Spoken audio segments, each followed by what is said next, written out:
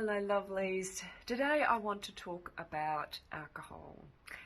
And as many of you know, I got breast cancer nearly 10 years ago, and at that stage, alcohol was a big part of my life. I was definitely someone who enjoyed a glass or two or three of champagne, and I had to look at that when I got breast cancer because I couldn't ignore the research that was showing that the link between a breast cancer and alcohol is as strong as the link between smoking and lung cancer.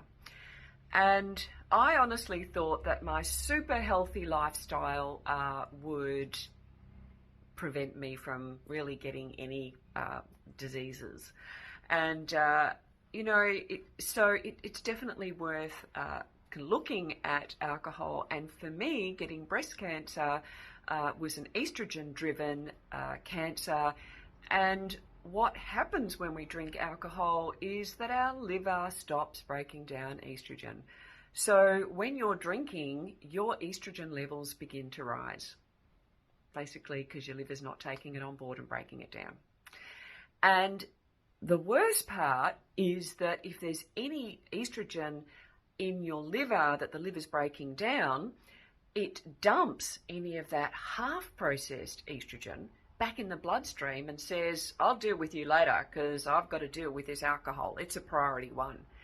And that half-processed estrogen is what is connected to our female cancers.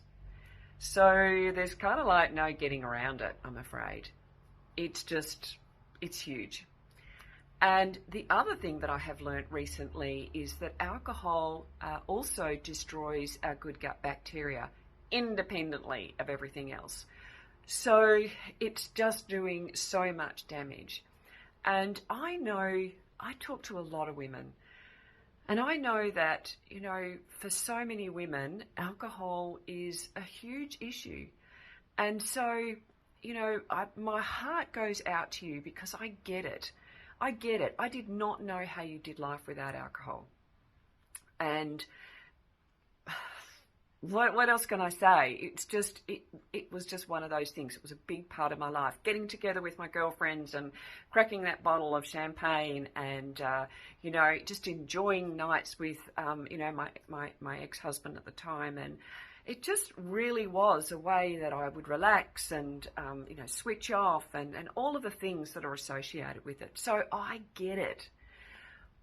But at some stage, especially when we hit this age and we hit, midlife and, for us women, once we, it's not only breast cancer, once we we enter menopause, our risk of heart disease is the same as men's. And so, this is massive. And it's our diet and lifestyle, it's what we eat and what we drink that has the biggest impact on our health. So I just really encourage you to, think about how much you're drinking. Are there ways that you can, drink less? When I first started, I would drink kombucha.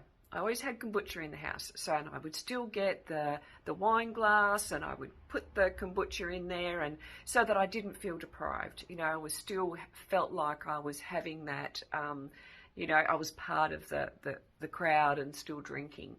I would do things like, the first glass has to be non-alcoholic. And then if I feel like I'm going to die and I, can't cope without having a drink, the second drink can be an alcoholic drink. And you know that I actually never got to that. Once I'd had that first glass of kombucha with everybody else having their alcohol, I just realized, wow, I can do this. This is okay. And even, the very first time I danced without alcohol was a revelation to me because no one cared. Like, seriously. So, yeah, I just invite you to, to think about that. And I know that there are so many beautiful women out there who support other women in this journey. yeah, just reach out to me. I've got some great contacts of women who just support other women to become sober. There are a lot of sober societies now, and it's just becoming a huge thing because we do realise that the negative impact, not only the negative social impact that it can have on us as human beings, but also the health impact is huge. So as we approach Christmas, I just invite you to once again think about the relationship that you want to have with alcohol, and maybe drinking a bit less, and Anyway, thanks for listening. If you've got any questions, pop them below. As you know, I work with women one-on-one to help them release unwanted weight, balance their menopausal hormones, and optimize their health by eating more plants. So comment below if you'd like to find out more about that, and have a great day.